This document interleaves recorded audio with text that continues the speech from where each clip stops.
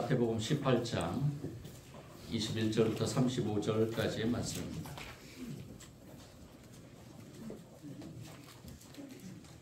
사순절 첫 번째 주일, 저와 여러분이 깊이 묵상할 말씀인 줄 믿고 우리 먼저 성경의 말씀을 한 절씩 같이 교독하겠습니다. 교독할 때 주님의 음성 듣기를 원합니다. 그때 베드로가 나와 이르되 주여, 형제가 내게 죄를 범하면 몇 번이나 용서하여 주리이까? 7번까지 하오리이까? 예수께서 이르시되 내게 이르노니 7번뿐 아니라 7번을 7번까지라도 할지니라.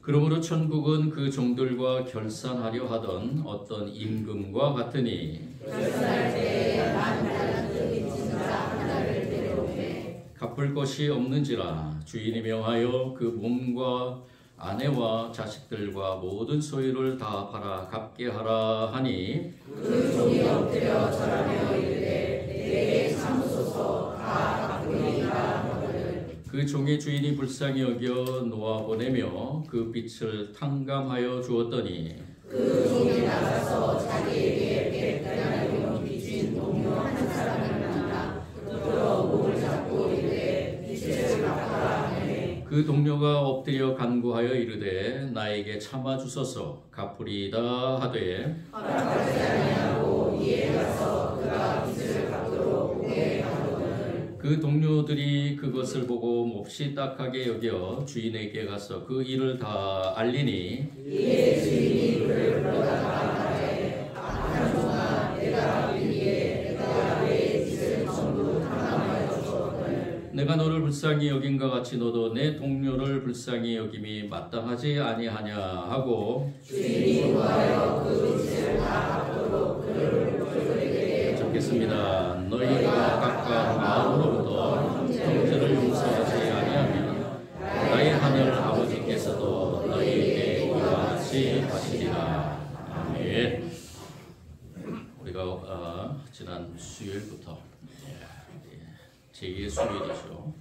40일 동안 이제 사순절의 절기를 보내게 됩니다. 이 사순절의 절기는 참 우리에게 하나님의 가장 큰 은혜의 절기이면서 또 우리가 이 훈련 받기를 참 두려워하는, 그리고 훈련 받기가 참 힘든 그러한 절기입니다. 왜냐하면 예수님께서 고난의 시간을 보내신 그 기간, 또 십자가를 지신 것에 대한 묵상, 저와 여러분이 이 세상에 살면서 그러한 예수님이 가신 그 길을 우리가 따라간다고는 하지만은 이 세상에 살면서 나를 돌아보면은 참으로 그 길을 따라가기가 참 쉽지가 않다. 그리고 그 따라감에 있어서 저와 여러분이 하나님의 은혜를 통해서 하나님 나라의 백성으로 우리가 선택받고 이 세상에서 누누이 강조하지만은 저와 여러분은 하나님의 나라의 백성이기 때문에 하나님 나라의 백성으로 이 세상에서 살아가는 동안에 이 사순절 기간 우리가 정말로 깊이 묵상해야 될 그 묵상의 주제들을 우리가 이 시간에 다시 한번 되새기면서 이 사순절 기간을 보내야 될 텐데 그렇지 못할 때가 너무 많다는 것입니다. 그래서 우리를 돌아보면서 제가 사순절 기간 무슨 말씀을 준비해야 될까? 해마다 사순절만 되면은 말씀 가운데서 하나님의 음성을 듣기를 원하지만은 우리 삶의 모습을 돌아보면은 참 쉽지가 않음에 이 사순절 기간 가장 중요한 주제, 어떻게 보면은 예수님이 우리를 위해서 이 주제를 가지고 이 세상에 오셔서 마지막 고난의 길을 가시고 십자가의 길을 가시면서 부활로 승리하셨기 때문에 저와 여러분도 그 십자가의 길을 따라간다는 그 고백을 가지고 사는 저와 여러분도 하나님 나라의 백성으로서 이 중요한 주제를 사순절 기간에 깊이 묵상해야 된다는 것입니다. 그렇다면 그 주제가 무엇인가? 바로 사랑과 용서입니다. 사랑과 용서에 대한 이 주제는 절대로 저와 여러분의 곁에서 떠나면 안 된다는 것입니다. 그래서 오늘 이 시간에는 용서에 대한 주제를 같이 나누길 원하면서요, 다음 주에는 사랑에 대한 주제를 같이 나누길 원합니다. 이 용서라는 것은 참으로 어떻게 보면은 저와 여러분에게 아주 중요한 주제이면서 좀 힘든 주제라고 볼 수 있습니다. 우리가 하나님 나라의 백성임에 고백하면서 살아가는 동안에 다른 사람을 용서한다는 것, 분명히 하나님은 저와 여러분을 용서하셨습니다. 저와 여러분을 용서하셨기 때문에 저와 여러분을 위해서 십자가에 죽으신 것입니다. 그 용서의 개념을 우리가 이 세상에서 적용하기가 얼마나 어려운지, 그렇지만 하나님 나라의 백성은 반드시 이 용서의 삶을 살아야 된다는 것입니다.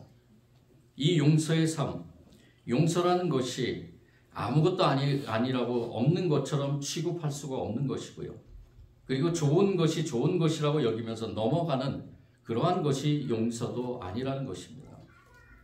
용서란 굳은 의지를 가지고 3번까지 용납해 주는 것, 그것이 용서일까요? 그것도 용서가 아닙니다.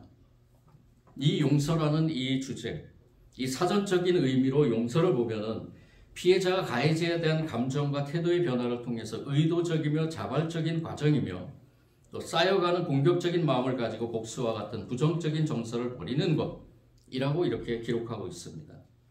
다시 말해서 용서는 어떤 상황 속에서 이 부재, 용자, 채무 혹은 다른 요구들 때문에 모든 요구에 대해서 무죄임을 선언하고 포기하는 그러한 법적 용어라고 볼 수 있습니다. 심리학자인 브래드 러킨스는 이 용서는 평온한 감정이다라고 말합니다. 즉, 이 용서를 개인에게 적용시켜서 타인을 위한 것이 아니라 자기 자신을 위한 것이라는 것입니다. 신학적인 관련해서 이 용서의 의미는 죄인들의 그 허물과 죄를 용납하고 없애는 것뿐 아니라 그 용서의 대상을 완전히 새롭게 하여서 의로운 상태를 만드는 것까지 포함하고 있습니다. 그래서 성경에서는 끊임없이 이 용서에 대한 것을 말씀하는 가운데 이 용서를 직접 행동하신 하나님에 대해서 증언하고 있습니다. 그 증언은 무엇이냐면은 바로 거룩한 구원의 행동이라는 것입니다. 구원을 이룸과 함께 그 구원을 받은 백성들의 삶의 형태가 변화되어야 된다는 것이죠. 용서를 받은 사람들의 삶의 변화가 어떠한 변화가 일어나느냐? 바로 똑같이 용서하는 사람으로 변화되어야 된다는 것입니다. 로마서 3장 25절에서는 지은 죄를 간과함으로 자기의 의로우심을 나타내는 것이라고 표현했고요. 시편 기자는 86편 5절에서 주는 선하사 사죄하기를 즐겨하시며 주께 부르짖는 자에게 인자하심이 후하심이니이다 라고 노래합니다. 우리가 너무나 잘 알고 있는 요한복음 3장 16절에서 하나님이 이 세상을 이처럼 사랑하사 독생자를 주셨으니 이는 그를 믿는 자마다 멸망치 않고 영생을 얻게 하려 하심이다라고 말씀합니다. 이 말씀의 흐름의 의미가 무엇이냐? 하나님께서는 사람을 사랑하시고 그리고 사랑하시는 가운데서 반드시 필요한 죄에 대한 용서를 선포하시는 것입니다. 죄에 대한 용서를 선포하심과 함께 그 용서받은 당사자는 바로 완전한 거룩한 구원의 행위의 그 행위자로서 살아가야 된다는 것입니다. 그것까지가 성경에서 말하는 신학적인 용서라는 것입니다. 우리에게 왜 용서의 삶이 필요한 것일까요? 저와 여러분에게 왜 용서의 삶이 필요한 것일까요? 바로 저와 여러분은 하나님 나라의 백성이기 때문입니다. 하나님 나라의 백성이기 때문에 하나님 나라를 살아가는 삶으로서 용서의 삶을 살아야 된다는 것입니다. 제가 새롭게 하소서의 그러한 간증 프로그램을 볼 때마다 많은 사람들이 간증하면서 가장 중요한 주제로 삼은 것이 용서더라고요. 가정 안에서 상처받은 것, 또는 사회생활 하면서 상처받은 것, 또는 많은 사람들의 관계 속에서 상처받은 것, 많은 그 상처받음에 있어서 용서하지 못했던 삶과 용서했던 삶에 대한 그 두 가지의 삶에 간증하는 가운데서 완전히 180도 다른 그러한 삶의 모습을 간증하는 것을 보게 됩니다. 저와 여러분도 아마 경험해 보셨을 것입니다. 용서하지 못했을 때의 삶, 완전히 지옥 같은 삶이죠. 어떤 목사님이 간증하기를 자신이 그 목회하는 가운데서 이 사모님과의 그 관계에서 너무나 관계가 좋지 않아서 이혼까지 이혼까지 생각하는 그 삶에서 목회하기가 너무나 힘들었다는 것입니다. 말씀을 선포하기도 그렇고, 그리고 모든 성도들과의 상담에서도 그렇고, 그러한 것들이 하나님이 세워서 쓰임받는 종조차도 용서라는 이 주제에 대해서 이것을 해결하지 못한다면 하나님이 원하시는 그러한 사명을 감당하기가 쉽지 않았다라는 것입니다. 그런데 성령의 능력으로 성령 체험하고 성령님과 함께 동행함으로 또 다른 새로운 하나님이 주신 힘을 가지고 용서의 삶을 살아가는 것과 함께 그 모든 것들이 해결되면서 마치 목회가 정말로 천국의 삶을 사는 것처럼 하나님 나라의 백성으로 살아가는 이 하나님께서 주신 그 사명 가운데 눌려있던 모든 것들이 다 해결되면서 마치 하나님과 같이 동행하는 그 삶에서 이제까지 맛보던 그러한 행복과 기쁨과 감사가 넘쳤다라는 것입니다. 아멘. 우리의 삶에서 이 용서라는 것이 이렇듯 중요한데 이 중요한 용서의 그 의미를 되새기면서 저와 여러분이 오늘 이 말씀에서 우리 주님께서 제자들에게 선포하신 또 그 당시에 예수님을 따르는 모든 사람들에게 선포하신 이 용서할 수 있는 그리고 용서해야 되는 그러한 메커니즘에 대한 정확한 정의를 두 가지를 선포하고 있는 것을 보게 됩니다. 그것이 무엇일까? 오늘 우리 이 말씀을 통해서 저와 여러분 정말로 힘든 주제지만은 오늘 시간에 주님과 나와의 1대1로 만나는 귀한 시간으로서 다짐하고 또 다짐하고 성령님께서 나와 함께 하심을 믿고 선포하시면서 이 자리에 나가서 세상에 살면서 하나님 나라 백성으로 사는 가운데 이것을 실천하고 용서를 실천하고 용서를 통해서 또 다른 새로운 하나님 나라의 백성의 그 삶을 맛보는 저와 여러분이 되기를 간절히 원합니다. 아멘. 첫 번째 우리가 예수님께서는 우리에게 인간의 한계를 뛰어넘는 용서를 배우라고 말씀하십니다. 22절 말씀입니다. 22절 다 같이 한번 읽어보겠습니다. 22절입니다. 시작. 예수께서 이르시되 내게 이르노니 죽은 아니라 영혼을 믿는 것까지라도 하시리라. 아멘. 예수님께서 이 말씀을 하시게 된 배경 18장의 전체를 보면은 예수님께서는 18장 1절부터 보면은 이 18장에서 천국에 대한 큰 사람에 대한 것을 이 제자들이 물을 때 예수님께서 어린아이 하나를 앞에다 놓고 이 어린아이 같이 너희가 절대로 이 어린아이 같이 되지 않으면은 천국에 들어가지 못한다라고 말씀합니다. 그러면서 쭉 설명을 하면서 하나님 나라에 대한 하나님 나라의 백성으로서 가장 소중하게 여겨야 되는 것이 무엇이냐? 바로 작은 자라는 개념입니다. 연약한 자, 힘이 없는 자, 누구로부터 돌봄을 받아야 되는 자. 어린아이는 부모로부터 돌봄을 받아야 되겠죠. 부모로부터 돌봄을 받지 않으면 세상에서 살 수 없는 존재입니다. 이 작은 자에 대한 개념을 가지면서 하나님 나라는 이 작은 자에게 어떻게 행해야 되는가, 그리고 이 작은 자를 통해서 무엇을 바라봐야 돼, 어떤 것을 깨달아야 되는가를 설명하고 있다는 것입니다. 그리고 이어서 교회 공동체 안에서 범죄한 형제에 대해서 권징하는 내용을 담고 있습니다. 여기서 얘기하는 권징의 목표도 마찬가지입니다.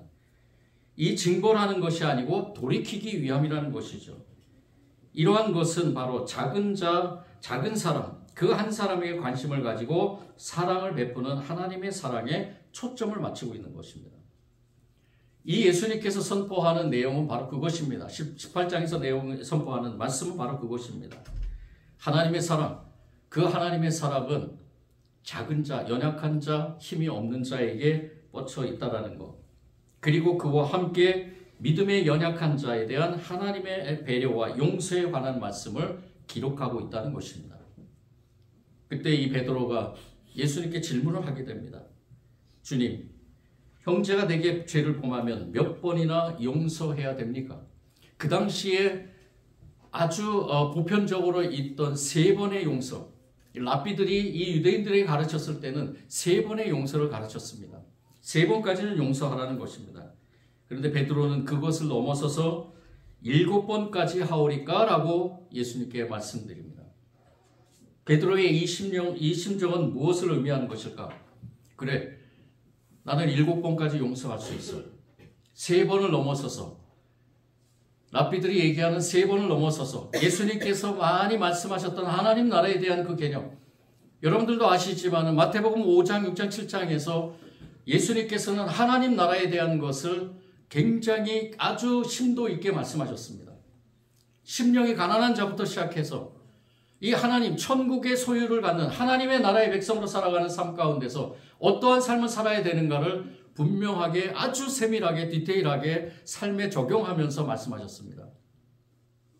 그런데 랍비들은 이 하나님 나라에 대한 개념보다도 자신들의 그러한 모습을 보이기 위해서 3번까지는 용서해도 된다라는 것에 이 베드로는 그래도 예수님께 배운 게 있어서 7번까지는 용서해도 됩니까? 이 말은 무엇을 의미합니까? 베드로 자신이 용서에 대한 한계를 정하는 것입니다. 이거는 똑같은 것입니다. 그 당시에 랍비들이 얘기했던 것과 똑같은 것이죠. 3번이나 7번이나 용서에 대한 그 정의를 자신의 한계 속에 가두어 놓는 것, 숫자라는 그 횟수의 7번이라는 그 제한을 통해서 한계에 가둬 놓는 것. 예수님께서는 오늘 첫 번째 하나님의 나라의 백성들이 가져야 될 용서의 개념은 무엇인가? 바로 이 한계를 뛰어넘어야 된다는 것입니다. 예수님께서 말씀하시죠. 7번뿐 아니라 7번을 70번까지도 할지니라. 문자적으로 해석하면 490번인데요. 이것은 문자적으로 490번이 아니라 3번이나 7번이나 그 한계에 가둬놓는 것이 용서는 아니라는 것입니다. 용서는 제한이 없다는 것이죠. 만약에 용서라는 것이 제한이 있다면 저와 여러분은 이 시간에 이 자리에 존재할 수가 없는 것입니다. 우리 하나님께서는 저와 여러분에게 제한 없는 용서를 해주셨습니다. 그 표징이 무엇입니까? 십자가의 죽으심이죠. 제한 있는 용서였다면 하나님은 많은 그러한 기적과 역사와 하나님의 힘을 통해서 용서의 개념을 아마 선포했을 것입니다. 그런데 하나님은 제한 없는 용서를 십자가에서 보여주신 것입니다. 내가 너를 얼마나 사랑하는 줄 아느냐? 내가 너를 언제까지 용서하는 줄 아느냐? 무한한 그 사랑, 무한한 그 용서, 제한 없는 그 용서를 하나님께서는 그 십자가의 사랑으로 우리에게 나타내 주신 것입니다. 우리가 예수님을 믿고 산다는 것은 무엇을 의미하는 것일까요? 종교적 낭만이나 수준 높은 교양 수업을 들으러 다니는 것도 아니죠. 삶의 실존을 의미하는 것입니다. 삶에서 부딪히고 깨지고 구멍난 삶을 어떻게 풍성함으로 채워갈 수 있는가에 대한 실존적으로 응답하며 사는 존재가 바로 저와 여러분입니다. 문제는 함께 살아가면서 원하지 않는 갈등을 경험하며 살아갑니다. 때로는 상처를 받고 상처를 주기도 합니다. 그런데 문제는 이러한 갈등과 상처가 쌓이고 쌓이면 적대적인 결정을 갖게 한다는 것입니다. 서로 원수 같은 마음을 가지게 됩니다. 서로가 대할 때 서먹서먹하고 자그마한 일에도 더욱 깊은 상처를 받게 되고요. 그리고 괴로워합니다. 그러면서 나는 할 만큼 했다라고 합리화합니다. 그리고 모든 문제를 상대방에게 돌립니다. 나는 변할 준비가 되어 있는데 상대방은 전혀 그럴 마음이 없다라고 단언하기도 합니다. 여기서 나는 할 만큼 했다라는 확신 있게 말하는 것은 베드로가 7번이라는 수준 높은 한계를 설정하고 진심으로 용서를 바라는 것보다 자신의 노력과 의지를 과시하려는 행위에 불과하다는 것입니다. 그러면서 자신을 그럴싸한 사람으로 포장합니다. 이런 확신은 모두 죄인된 자기 의에서 나온 것입니다. 율법적인 의에서 나온 것입니다. 그래서 이러한 확신은 한계 없는 용서를 하지 못하게 합니다. 더 나아가서 하나님 나라의 화평을 이룰 수가 없게 됩니다. 우리는 할 만큼 했다라는 자기 확신을 버려야 됩니다. 나는 할 만큼 했다라는 허탄한 신화를 깨트려야 됩니다. 그래야 우리는 하나님 나라를 볼 수가 있습니다. 아멘. 오늘 말씀 용서에 관한 권면하는 이 예수님의 말씀은 우리에게 끊임없이 한계를 정하지 말고 끊임없이 나 자신이 예수님이 우리에게 보여주셨던 그 한계, 제한 없는 그 십자가의 사랑을 우리에게 훈련하라고 말씀하시는 것입니다. 예수님께서 우리에게 가르쳐 주시는 그 사랑은 수준 높은 제한적인 그러한 용서가 아니라 제한 없는 용서의 삶에 대해서 권면하면서 그 자리로 끊임없이 초청하고 있는 것입니다. 오늘 우리 공동체가 함께 실천해야 할 귀중한 덕목은 서로 용서하는 삶입니다. 자기 의를 뛰어넘어 제한 없는 용서의 삶으로 하나님 나라를 이루어 가야 될 것입니다. 아멘. 두 번째, 주님께서는 받은 은혜대로 실천하는 삶이 되어야 된다고 말씀합니다. 오늘 예수님이 이 제자들, 특별히 베드로가 이 얘기한 이 질문에 대해서 예수님은 분명하게 제한 없는 용서에 대한 것을 말씀하시면서 한 가지 비유를 들어서 말씀합니다. 그런데 23절에 보면 천국은 하고 시작을 합니다. 천국은이라는 것은 바로 이 땅에서 하나님 나라를 살아가는 백성들, 즉 하나님 나라는 어떠한 것인가라는 것을 선포하는 것입니다. 천국은 그 종들과 결산하려 하던 어떤 임금과 같다라고 말씀하고 시작합니다. 자, 우리가 여기서 보건대 천국은 어떤 임금과 같다는 것입니다. 근데 그 임금이 어떠한 행위를 했느냐, 여기에 주목해야 된다는 것이죠. 임금은 어떠한 행위를 했습니까?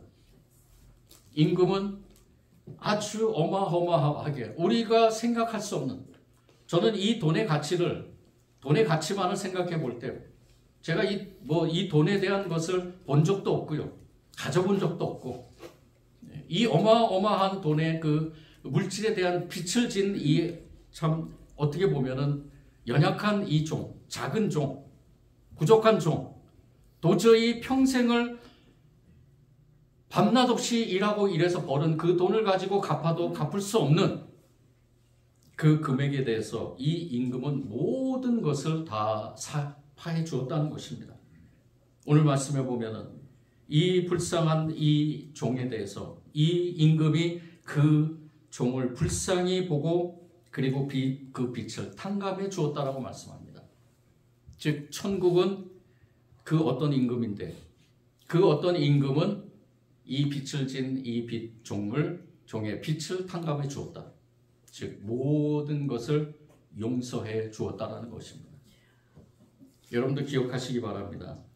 천국은 바로 이렇게 이 어떤 임금처럼 모든 그 용서에 대한 제한적인 것을 두지 않고 용서해 주는 그러한 것이 바로 천국이라는 것입니다.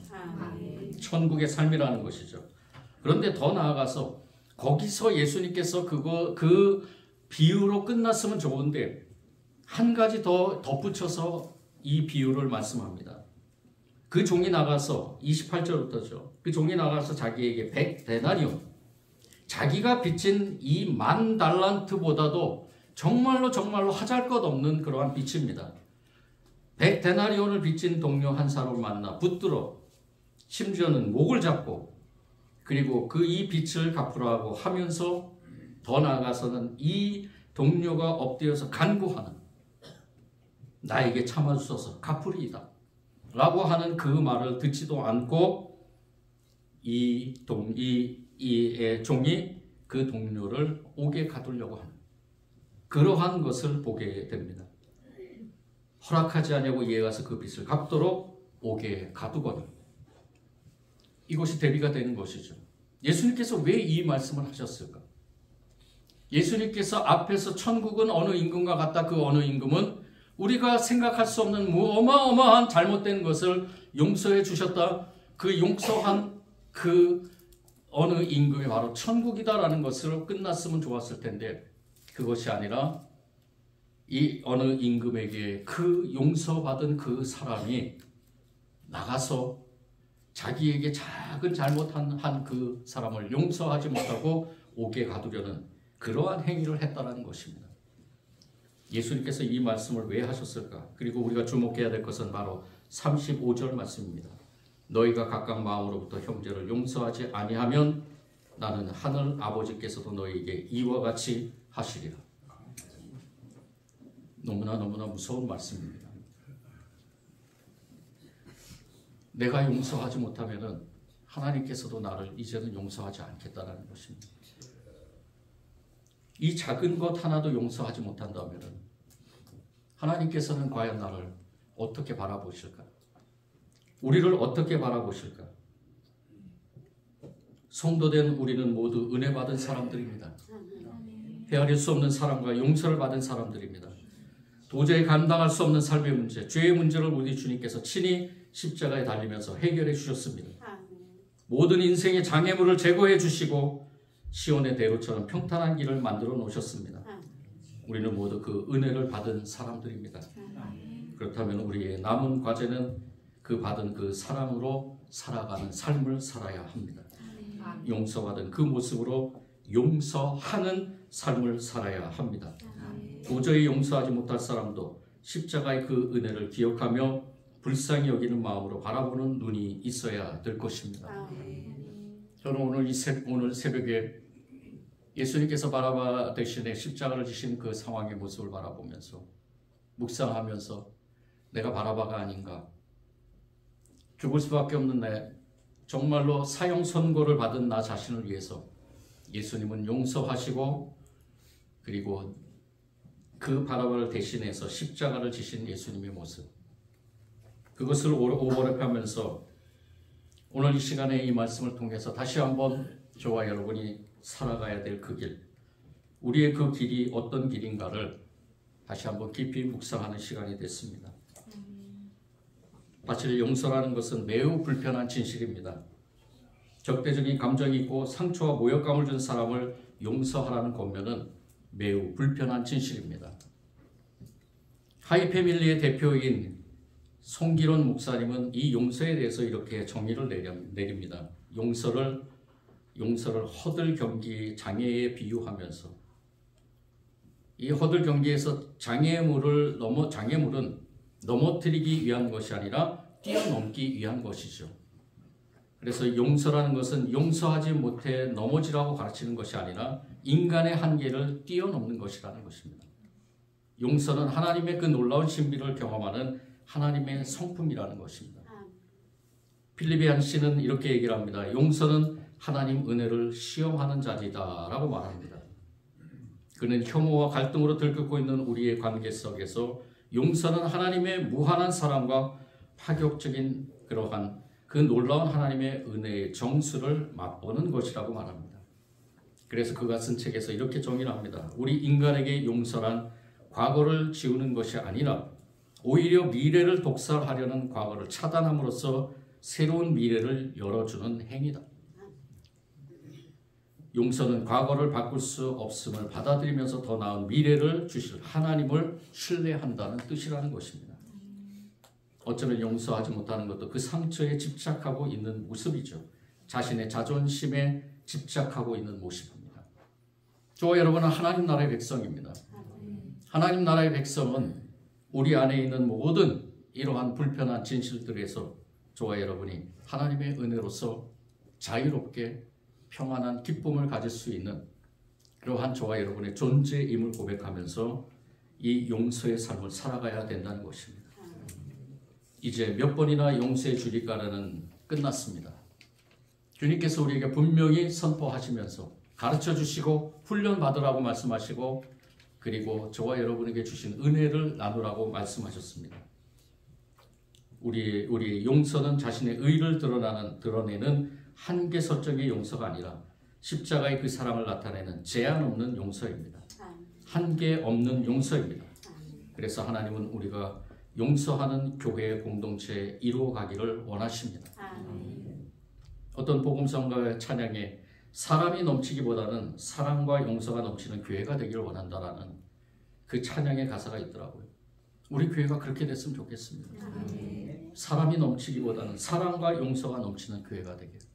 이 사순절기가 저와 여러분이 정말로 부족하고 연약한 저와 여러분이지만 우리가 그 사랑과 주님이 주신 그 용서의 그 삶을 우리가 실천하면서 우리 교회가 이 지역에 그렇게 소문이 나기를 원합니다. 천진중앙교회가 사랑과 용서가 넘치는 교회, 싸움과 갈등과 많은 아픔과 그러한 고통이 있는 교회가 아니라 그 교회에 가면은 무엇인가 평안하고 주님이 주신 그 사랑이 넘치는 그 사랑을 맛보면서 서로가 용서하면서 하나님 나라를 살아가는 사람들이다. 이 천국이라는 것이 무엇인가? 천국의 삶이라는 것이 어떤 것인가? 우리 교회를 바라보면서 그 천국의 삶을 살아가기를 소원하는 이 모든 지역에 죽어가는 영혼들이 되기를 원한다는 것입니다. 저와 여러분, 우리 안에서 먼저 하나님이 주신 그 사랑을 통해서 서로 용서하면서 서로가 서로를 위해가면서 서로에게 그 하나님의 귀한 사랑을 나누면서 주님이 주신 귀한 은혜의 삶, 천국의 삶, 하나님 나라의 백성으로서 살아가는 저와 여러분, 우리 교회 공동체가 되기를 간절히 소원합니다. 사랑해 주님 감사합니다.